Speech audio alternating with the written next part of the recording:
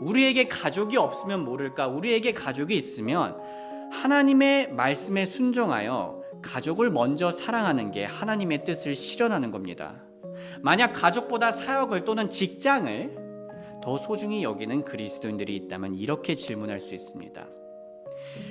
왜 우리의 가족들이 마땅히 바랄 수 있는 바람을 날려버리고 기대할 수 있는 기대를 넘어뜨립니까? 왜 우리 가족들이 마땅히 받아야 할 사랑을 주지 않고 오히려 교회란 이름으로 또는 직장이란 이름으로 그들을 외면합니까? 그건 하나님의 뜻이 아닙니다. 네, 오늘 아침 우리 다 함께 디모데전서 3장 2절 앞부분과 4절 5절을 보겠습니다. 디모데전서 3장 2절 앞부분과 4절 5절을 보겠습니다. 우리 앞에 나온 하나님의 말씀 같이 읽어보겠습니다. 시작. 그러므로 감독은 자기 집을 잘 다스려 자기 자녀들을 모든 위엄으로 복종시키는 자라야 할지니, 왜냐하면 만일 남자가 자기 집을 다스릴 줄 알지 못하면 어떻게 그가 하나님의 교회를 돌볼 수 있겠느냐. 오늘 말씀 주제는 목사는 반드시 가정을 돌봐야 합니다 입니다. 목사는 반드시 가정을 돌봐야 합니다. 성도님들, 폴 워셔님이라는 유명한 선교사분이 계십니다. 그분은 이런 말을 한 적이 있는데요.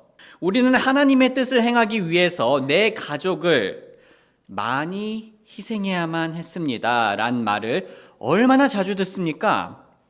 여러분이 그런 말을 한 적이 한 번이라도 있다면 여러분들은 주님 앞에 가서 회개할 필요가 있습니다.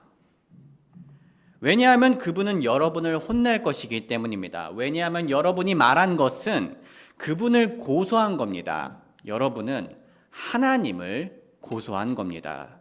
소중한 형제 자매님들, 만약 한 목사가 하나님의 뜻을 행하기 위해서 내 가족을 많이 희생해야만 했습니다 라고 말을 한다면요, 그건 내 가족을 희생시킨 건 하나님의 일을 행하기 위해서였으니까 하나님 때문이에요 라는 말이 됩니다. 즉, 가족을 희생시키는 원인이, 가족을 챙길 수 없는 원인이, 가족을 돌볼 수 없는 그 원인이 바로 하나님이다 라고 감정적으로 고소하게 되는 것이죠. 그건 거짓 고소입니다. 하나님은 하나님의 뜻을 행하기 위해 가족을 희생하라고 우리에게 명령하신 적이 없으십니다. 오히려 하나님은 가족을 돌보는 게 하나님의 뜻임을 성경에서 분명히 말하고 있습니다. 성도님들, 목사는요, 하나님의 뜻을 위해 자기 자신을 희생할 수 있습니다. 얼마든지 희생할 수 있어요. 하지만 목사는요, 하나님의 뜻을 위해 가족을 희생하면 안 됩니다. 왜냐하면 가족을 희생하는 것은 하나님의 뜻이 아니기 때문입니다. 하나님께서는 목사에게 너의 가족을 희생시키라고 말씀하신 적이 없어요. 가족을 외면하고 가족의 필요를 챙겨주지 않고 가족을 돌보지 않으면서 사역을 하는 건 하나님의 뜻이 아닙니다. 목사는 하나님의 뜻대로 가정을 돌봐야 합니다. 그런데 누군가는 이렇게 말할지도 모르겠습니다.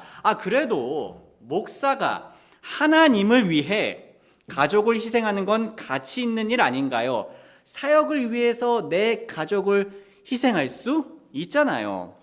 성도님들, 그건 솔직히 말씀드려서 그건 사역을 우상으로 만드는 겁니다.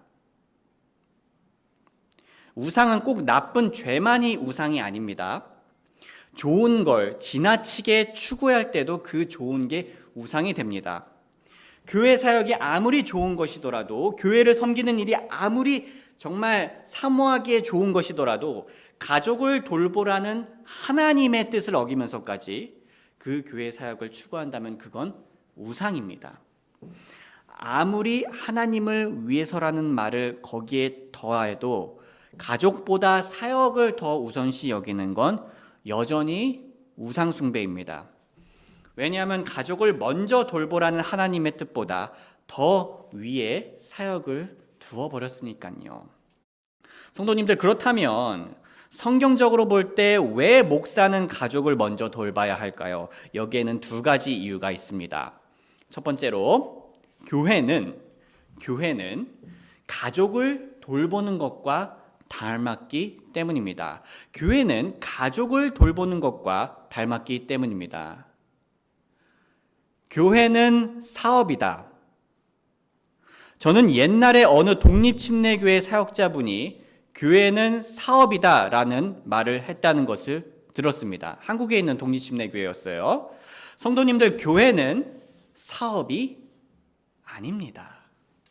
교회를 사업처럼 생각하고 운영하는 분들이 있을지라도 적어도 성경적인 교회는 사업이 아닙니다. 그리고 이렇게 교회를 사업처럼 생각하는 사람은요, 목사라기보다는 사꾼에 가깝죠. 위협이라든가 이득이 안 되면 도망가 버리니까요. 교회는 하나님의 가족을 돌보는 일입니다. 그래서 성경은 이렇게 얘기합니다. 우리 한번 같이 읽어볼까요? 시작. 왜냐하면 만일 남자가 자기 집을 다스릴 줄 알지 못하면 어떻게 그가 하나님의 교회를 돌볼 수 있겠느냐. 성도님들, 많은 좋은 목사님들이 교회와 함께하는 것을 결혼 관계처럼, 때로는 영적인 아버지와 자녀의 관계처럼, 그렇게 가족처럼 비유를 하곤 합니다. 왜냐하면 이 성경 구절처럼 목사가 가족을 돌보는 일이 교회를 돌보는 일과 매우 가깝기 때문입니다. 아주 밀접하게 연관이 되어 있다는 거예요. 만약 목사가 교회를 돌보는 것이 사업과 비슷하거나 군대와 비슷하다면 굳이 가족을 돌보는 일을 신경 쓸 필요는 없습니다. 하지만 목사가 교회를 돌보는 것은 가족을 돌보는 일을 닮았습니다. 그러므로 목사는 교회를 가족처럼 잘 돌보기 위해서 먼저 자신의 가족을 돌보는 일을 경험하고 배워야 합니다. 그리고 거기서 경험하고 배운 것을, 훈련한 것을 교회에 적용하는 것이죠. 또 다음으로요, 목사가 교회보다 가족을 먼저 돌봐야 하는 두 번째 이유는 그것이 올바른 순서이기 때문입니다. 성도님들, 오늘 읽은 본문이 목사의 자격 조건 중 하나라는 것을 강조하고 싶습니다. 자격 조건이라는 건요, 먼저 그것을 갖추고 있어야지 그 다음에 그 일을 할 수 있는 거죠. 자, 우리가 무슨 직장을 가지더라도 그 자격증을 딴 다음에 그 직장 일을 하잖아요. 자, 그렇다면요, 이렇게 가족을 잘 돌보는 것이 목사의 자격 조건이라는 건요, 이것이 무엇을 의미합니까? 가족을 잘 돌보는 사람이 성경적으로 목사가 되는 것이고 목회를 하는 겁니다. 이처럼 가족을 잘 돌보는 것은 목회를 하기 전에 전제 조건이자 올바른 순서입니다. 그래서 만약 어느 목사가 나는 가정 돌보기를 희생하면서 교회 사역을 합니다 라고 말한다면요, 그는 나는 목사 자격을 외면하고 교회 사역을 합니다 라고 말하는 것과 같습니다. 성도님들, 방금도 얘기했지만 목사가 자기 자신을 희생하는 건 괜찮습니다. 자기 시간, 노력 얼마든지 밤새서 희생하셔도 돼요. 하지만 가족을 희생시키는 건 절대 안 됩니다. 적절치 않아요. 목사가 하나님의 딸인 아내를, 하나님이 허락하신 자녀들을 돌보지 않는 건 목사의 자격에서 부적절한 겁니다. 때때로 가정을 신실하게 돌보는 목사에 대해 곱지 않은 시선이 있기도 합니다. 이런 시선은 비성경적인 거예요. 목사가 가정을 돌보는 건 목사로서 게으른 게 아닙니다. 목사가 가정을 돌보는 건 목회 사역을 안 하는 게 아닙니다. 오히려 성경적으로 볼 때 가정을 돌보는 건 목사로서 반드시 기본적으로 해야 할 겁니다. 누군가는 이렇게도 말할 수 있습니다. 교회를 열심히 섬기는 것이 곧 내 가족을 위한 것이 아닐까요? 네, 물론 목사가 교회 사역을 열심히 돌보면 가족에게 좋은 영향을 끼칠 수 있죠. 예를 들면 목사는 교회를 섬기는 좋은 본을 아내와 자녀들에게 보일 수 있습니다. 하지만 교회 섬기는 일을 가족의 필요를 외면하고 가족에게 상처를 주면서까지 하면은 안 됩니다. 우리는 지금까지 왜 목사는 교회보다 가족을 먼저 돌봐야 하나요?에 대해서 살펴보았습니다. 첫 번째 이유는 교회는 가족을 돌보는 것과 닮았기 때문입니다. 두 번째 이유는 가족을 먼저 돌보는 것이 올바른 순서이기 때문입니다. 이제부터는 목사는 어떻게 가족을 돌봐야 할까요? 라는 질문에 답을 해보겠습니다. 목사는 어떻게 가족을 돌봐야 할까요? 먼저 자녀를 돌보는 것부터 얘기하고요. 다음으로 아내를 돌보는 것에 대해 얘기하겠습니다. 목사는 가족을 어떻게 돌봐야 할까요? 목사는 위험을 보이며 자녀를 돌봐야 합니다. 목사는 위험을 보이며 자녀를 돌봐야 합니다. 디모데전서 3장 4절 말씀입니다. 우리 한번 같이 읽어볼까요? 시작. 자기 집을 잘 다스려 자기 자녀들을 모든 위험으로 복종시키는 자라야 할지니. 성도님들, 저는 저 위험으로라는 표현을 주목하고 싶습니다. 저 단어는 그리스어 셈노테이스라는 그리스어 단어에서 번역된 단어입니다. 이 단어는 인정 사정 없는 엄격함 또는 냉혹함을 의미하지 않습니다. 네.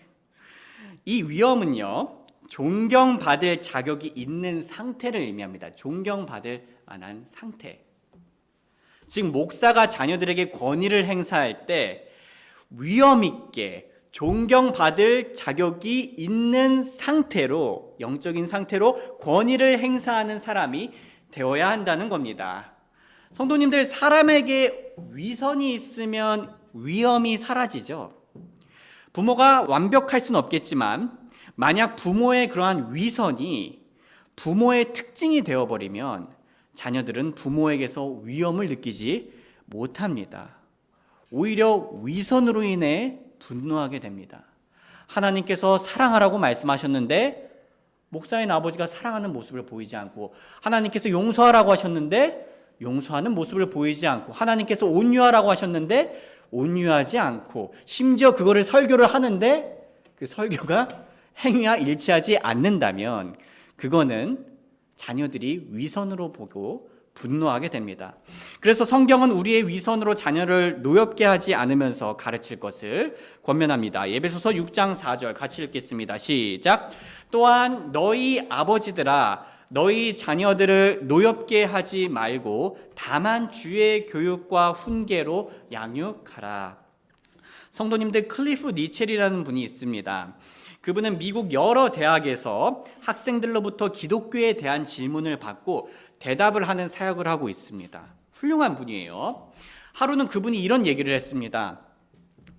미국에서 설교자들의 자녀들 중 몇 퍼센트나 그리스도를 따를 것 같나요? 형제자매님들, 몇 프로나 미국에서 그 사역자의 자녀들이 계속 그리스도를 따를 것 같나요? 성인이 돼서도요. 몇 프로요? 20%? 20%요? 근접합니다. 클리프 니첼의 아들이 옆에서 이렇게 대답을 했습니다. 그들 중, 그러니까 사역자들의 자녀들 중 75%가 대학 생활 후에 믿음을 떠납니다. 그러니까 25% 정도가 계속 믿음을 고수하는 거죠. 클리프 니첼은 이어서 말했습니다. 많은 사역자의 자녀들이 기독교를 향해 아주 폭력적인 반응을 보입니다. 왜냐하면 그 자녀들은 위선을 보았기 때문입니다.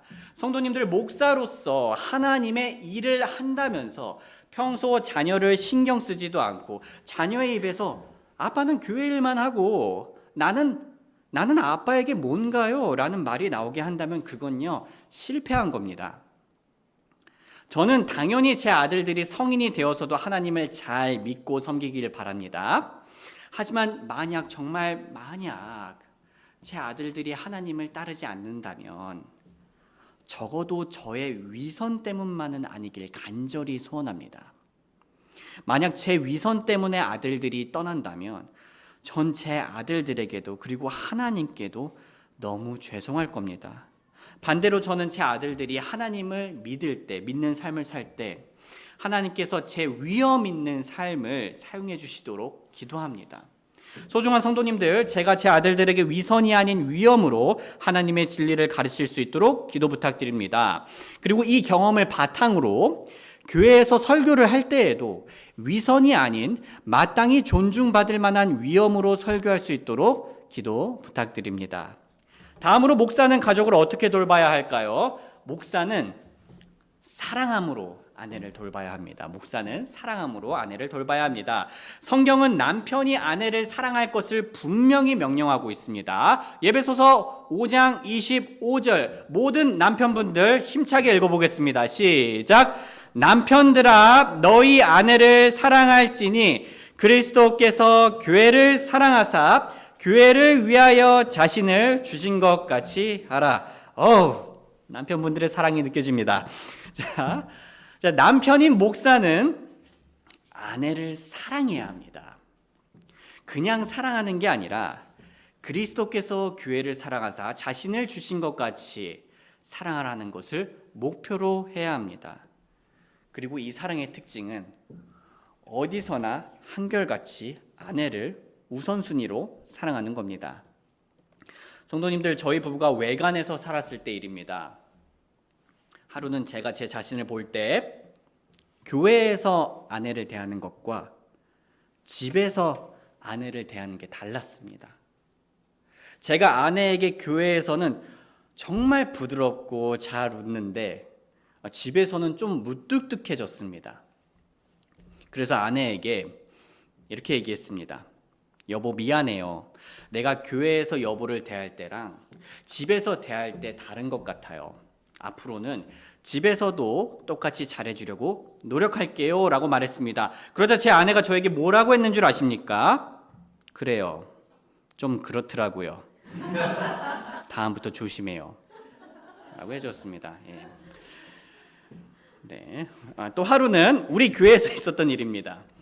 주일 모임이 다 끝나고 집에 돌아왔습니다. 그런데 아내가 저에게 진지하게 말했습니다. 여보, 성도님들 앞에서 저에게 좀 더 친절하게 말해주세요. 교회 정수기 앞에서 나한테 말했을 때 너무 강한 어조로 말을 했어요. 이 말을 듣고 제가 돌이켜보니까 제가 정말 좀 아내에게 그 명령조처럼 말을 했었던 거였어요. 그래서 미안해요 여보, 내 마음은 그렇지 않았는데 표현이 적절치 않았네요. 내가 다음부터 더 신경 쓸게요 라고 회개를 했습니다. 자, 이런 것들은 계속 이루어져야 하는 거예요. 사실 제 아내가 많이 오래 참는 편인 것 같습니다. 제 결혼 생활 중 딱 2번만 생각나는 거 보니까요. 앞으로도 계속 조심해야 합니다. 소중한 성도님들, 제 아내는 집에서나 교회에서나 어디서나 제 사랑을, 남편의 사랑을 가장 우선순위로 받아야 합니다. 제가 언제 어디서든 아내를 지혜롭게 사랑하도록 기도 부탁드립니다. 그리고 이 경험을 바탕으로 제가 교회를 사랑할 때도, 예수님께서 사랑하시는 교회를 사랑할 때도 지혜롭게 사랑하도록 기도 부탁드립니다. 성도님들, 저는 오늘 배운 내용을 가지고 우리 교회가 할 수 있는 2가지 실천 사항에 대해 나누고 싶습니다. 하나는 제가 실천해야 할 것이고요. 또 다른 하나는 우리 모두가 실천해야 될 겁니다. 자, 먼저 목사는 가족을 돌보는 시간을 꼭 가져야 합니다. 제가 다녔던 대학교의 총장이셨던 목사님은 노년에 사역을 다시 시작할 수 있다면 무엇을 더 하겠습니까? 라는 질문에 가족들과 더 시간을 보내겠다라고 답했습니다. 저는 개인적으로 그분이 참 대단하거든요. 교회가 정말 몇천 명의 회원들이 이제 생겼고요. 심지어 제가 다녔던 그 신학대학까지 설립을 했습니다. 정말 많은 것들을 이루신 분이에요.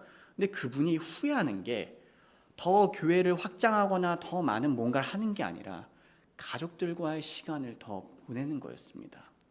그리고 18세기 미국의 신학자였던 조나단 에드워즈는 하루에 1시간은 꼭 가족들과 함께 시간을 보내려 했습니다. 이 1시간 동안은 다른 일을 하거나 그냥 집안에 같이 있는 게 아니라 정말 가족에게 온전히 집중하려고 하는 거죠. 성도님들, 지금까지 살펴보았던 것처럼 목사가 가정을 돌보는 것은 매우 성경적인 겁니다. 심지어 구약 시대에는 가정을 돌보기 위해 이런 제도까지 있었습니다. 전 이거 처음 봤을 때 되게 흥미로웠어요. 같이 읽어보겠습니다. 시작. 어떤 남자가 새로이 아내를 취하였거든 전쟁에 나가지 말고 무슨 일이든지 그에게 맡기지도 말지니 오직 그는 한 해 동안 집에 자유롭게 있으면서 자기가 취한 아내를 즐겁게 할지니라. 형제 자매님들 정말 혁신적이지 않습니까? 네, 아무 일도 하지 말고 신혼을 즐겨라 라는 제도가 있었습니다. 출산 휴가도 아닌 신혼 휴가죠. 신혼 휴가도 1년이나 되고요. 성도님들, 오늘 배운 내용이 사실 또 다른 극단으로 가서 목사가 가정만 돌보고 사역을 아예 안 돌봐야 한다는 말이 아닙니다. 목사인데 당연히 사역을 해야죠. 하나님께서 맡기신 양들을 이제 섬겨야 되고 말씀으로 먹일 수 있어야 합니다. 단 올바른 우선순위 속에서 균형을 이루어야 합니다. 또 그렇다고 해서 목사가 사람인지라 완벽하게 가정과 사역의 균형을 이룰 수는 없겠죠. 지혜가 필요합니다. 저는 매일매일 관역의 가운데를 향해 화살을 쏘는 사람과 같습니다. 어느 날은 이 사역에 더 가까운 날을, 어느 날은 가족에게 더 가까운 날을 맞출 겁니다. 그러니 제가 가정과 사역을 잘 균형 있게 맞출 수 있도록 기도 부탁드립니다. 오늘 기도 부탁이 많네요. 그런데 성도님들, 사람마다 생각이 달라서 어떤 분들은 제가 너무 가정을 많이 돌보는 것 같아서 서운하실 수도 있습니다. 이건 조금 다른 얘기지만 제가 중학생 때 교회 청년들이 결혼을 하고 가정을 돌보게 되자 교회에서 함께하는 시간이 줄어들었습니다. 사실 그때 저는 어린 마음에 청년들에게 서운했던 기억이 있었습니다.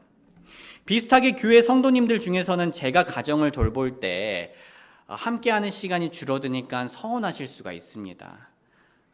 충분히 이해합니다. 하지만 우리가 넓게 그리고 길게 보았을 때 제가 가족을 돌보는 건 제 가족뿐만 아니라 교회에게도 좋은 겁니다.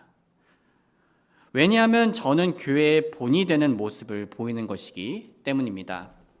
성도님들, 저희 집에 한 청년이 몇 개월 동안 자주 왔던 적이 있습니다. 일주일에 한두 번은 꼭 왔던 것 같아요.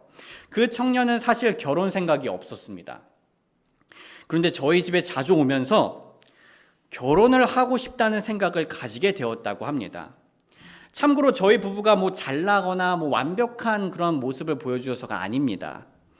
서로 삐그덕거리는 모습도 솔직하게 보여주었고요. 하지만 하나님 안에서 서로 용서하고 사랑하는 그 노력하는 모습을 보여주었습니다. 그리고 그것을 좋게 본 청년이 이제는 좋은 그리스도인과 결혼하고자 하는 마음을 가지게 되었던 겁니다. 그건 저희 부부에게 너무나 큰 기쁨이었어요. 하나님 안에서 제가 제 아내와 아들들을 사랑하고 가족에게 일어나는 어려움을 함께 헤쳐나가고 가족으로서 성장하고 기뻐하는 모습을 보이는 건 우리 교회 청년들에게 그리고 우리 모든 교회 분들에게 가장 큰 성경적인 선한 영향력을 끼칠 것입니다. 그러므로 목사는 가족을 돌보는 시간을 꼭 가져야 합니다. 마지막으로 다음 실천은 목사뿐만 아니라 우리 모두가 가족을 사랑해야 합니다. 성도님들, 교회 때문에 여러분의 배우자나 자녀가 여러분을 필요로 할 때 곁에 없어서는 안 됩니다. 우리는 가정을 위해 교회 사역 시간을 조정하며 희생할 수는 있어도요, 교회를 위해 가정을 희생하는 일은 없어야 합니다.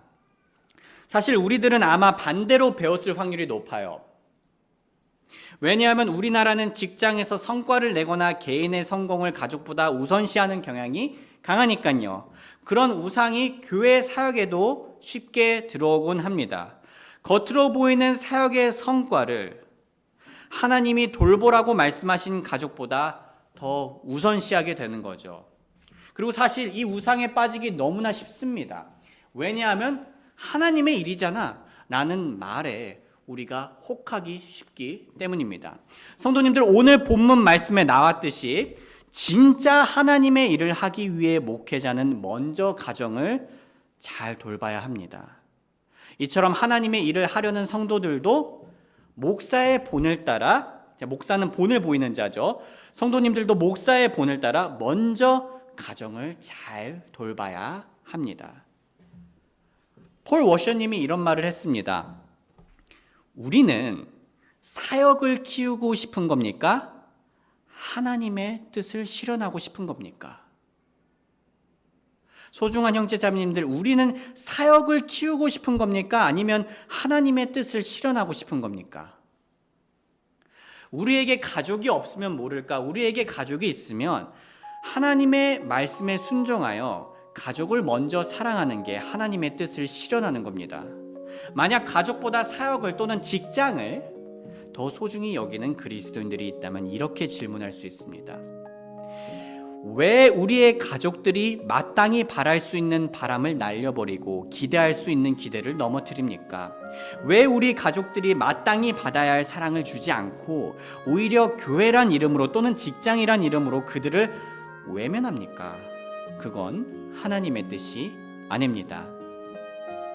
사랑하는 형제 자매님들, 하나님께서는 우리가 하나님께 받은 사랑으로 우리의 가족을 사랑하길 원하십니다. 그리고 그렇게 가족 안에서 경험한 사랑으로 교회 식구를 사랑하길 원하십니다. 우리 모두 진정한 하나님의 뜻을 실현할 수 있도록 먼저 하나님 말씀대로 가족부터 잘 사랑하길 주님의 이름으로 소원합니다.